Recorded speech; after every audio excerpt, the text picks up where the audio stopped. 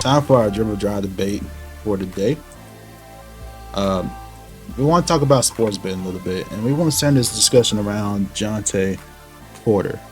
And if you don't know, there's some issues with prop betting recently with the Raptors forward.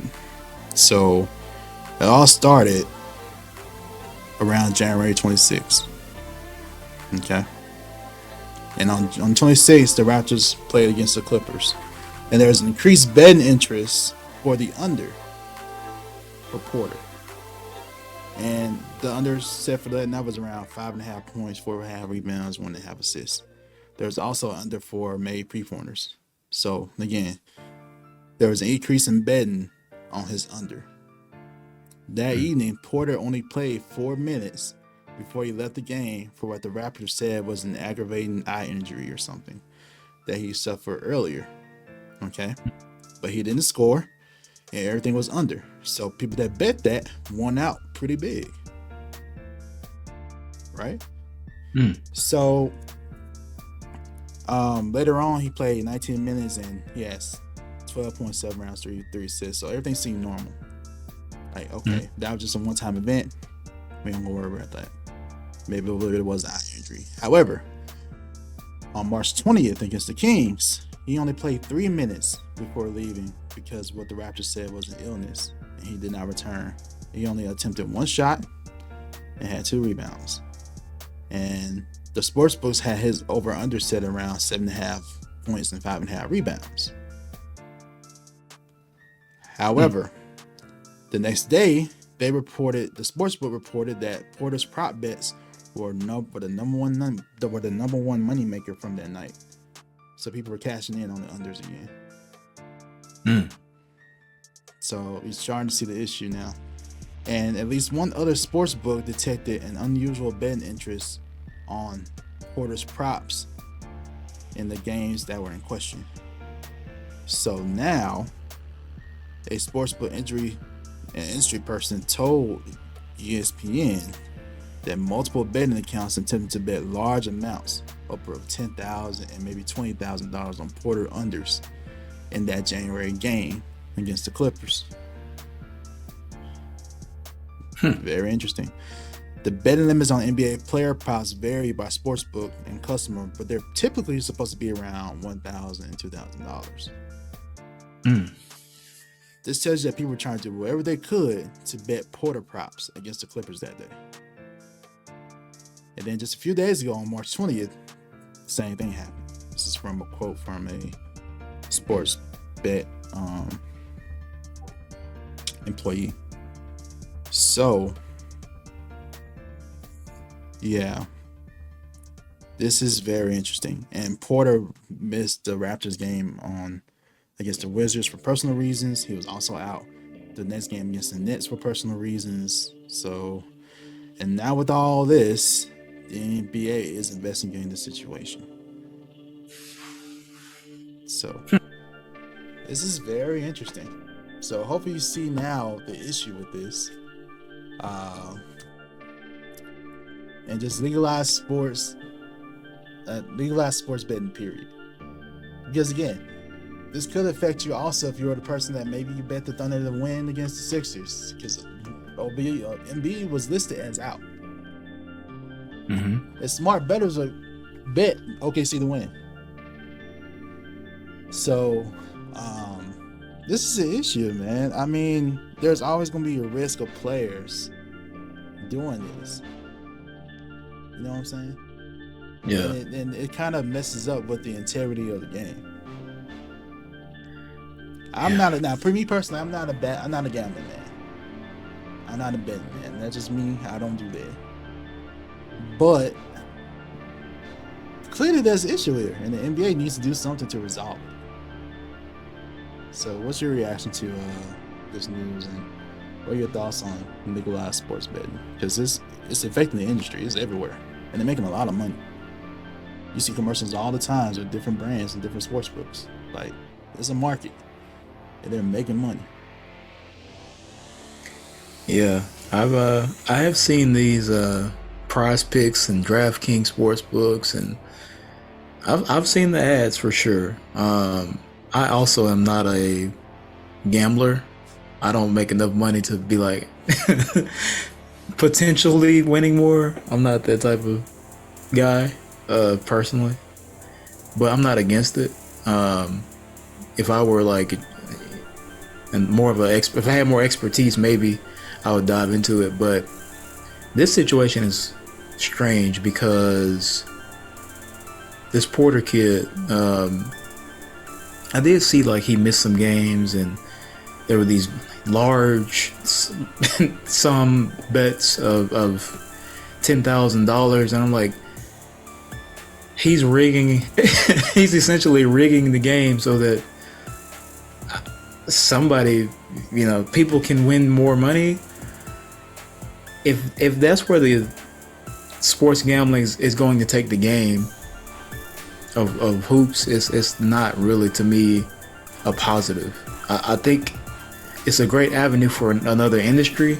Obviously, like you said, people are making good money, and I'm sure like the house always wins, so they're getting subscribers and however they make their money, whatever. But if it's going to become, players are going to sabotage the game for the sake of winning bets outside of their contracted NBA job, it's going to be a problem. And I know that, I think I told you the other day, like I saw this thing about PJ Tucker saying like fans coming to the game that sit courtside like complaining because they didn't win their under or over or whatever it was. It's one thing to be a fan, to be a heckler, but now we have these situations where you gamble and you got, and to be fair, I don't know what this Porter player is doing exactly, or if he, if it's just convenience, or whatever's happening is just the timing of things. But it's not a good look for the ethical hoops, as we were saying. Like, it literally makes you question if guys are going to give their all in a game, or if they're like laying back so they can win more money on the side gambling. It's a dangerous space to be in. Gambling addiction is a problem, and obviously I know with these like different companies like Prize Picks and everything and DraftKings, stuff like that, they give you the gambling addiction hotline and stuff like that, but it's not as simple as you call this thing and you are fixed. I think it's just a difficult situation, to say the least, to navigate with. How do you keep the game as ethical as possible without it being compromised because of gambling? You know what I mean? Like, it's a tough situation. I don't want to say you can't have it. We can't like have legal sports betting, but I don't like it. I personally wouldn't like if a player on the Heat were to be like, you know what, I'm gonna go under tonight for the sake of me winning personal money instead of like going out here and trying to win a game. To me, that is a very controversial, to say the least. Yeah, and what does it say about players that say a player makes an early exit for something? Our fans gonna start questioning their injuries now. You know what I'm saying? So it just really messes with the integrity of they the already sport. do that. I'm just saying. We do, but even more so because you got money on the line and stuff like that. You know what I'm saying? Yeah. So it's a very messy situation. If Porter is found, the NBA do find that Porter had foul dealings with this stuff, they are definitely gonna make an example out of him. In the NFL, Calvin really did something. He was accused, and they found him guilty of something similar, and he was suspended. This could be a similar thing or a similar consequence. It's funny though, because Jontay Porter is just, player trying to keep his job in the NBA, keep playing, trying to keep balling. But the effects of this could have long-term implications for the sport and sports betting in general. So it sucks.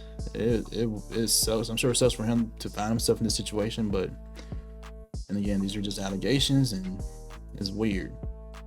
But it does open the conversation about sports betting in general and how can we navigate this new world in it, you know, with sports. Because betting has always been here, but legalized betting is different. Yeah. So it's an opportunity for everyone to get paid, even players playing, and if they have a chance to get themselves paid through someone else by just hitting these marks, then I don't know. Personally, sorry, bro, you about to say? Oh, I was just agreeing with you. Yeah. I mean, like, personally, society, bro, I don't blame people if they try. You know what I'm saying? Money is all tied up in the 1% anyway in the capitalist society, bro. Like, and if you need to go get your money, go ahead and go get it, bro. But at the same time, the system's set up that way. So part of me is like, I don't blame them for trying to like use the system for their advantage. This kind of reminds me of what happened with GameStop, bro. I don't know if you heard about that, but yeah, man, just because would like the stock. Yeah, yeah, people getting like rich off the GameStop stock, and these are just ordinary people like you and me, man, making investments and doing what they're supposed to do, playing this game right they're supposed to.